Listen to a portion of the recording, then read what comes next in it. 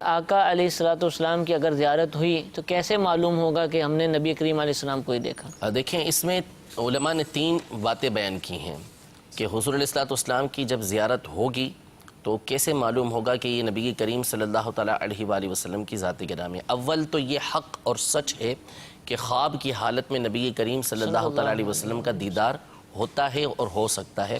باقاعدہ اس پر پوری کتاب موجود ہے کہ جس میں ان علماء کا، ان اولیاء کا تذکرہ موجود ہے کہ جن کو نبی کریم صلی اللہ تعالیٰ علیہ وسلم نے جاگتی آنکھوں سے یا خواب کے اندر اپنی زیارت کروائی۔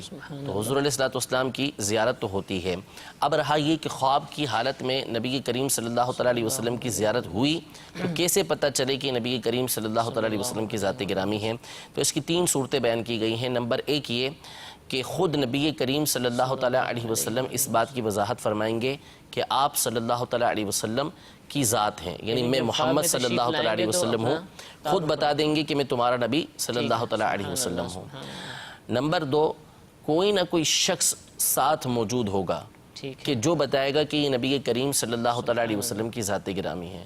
نمبر 3، نبی کریم صلی اللہ تعالیٰ علیہ وسلم کی ذات وہ ذات ہے کہ جو بے مثل و بے مثال ہے، یعنی آپ کا کوئی مثل ہی نہیں ہے، کہ آپ جیسا کوئی ہے نہیں۔ خود خواب دیکھنے والے کا دل اس بات کی گواہی دے گا کہ نبی کریم صلی اللہ تعالیٰ علیہ وسلم کی ذات ہے۔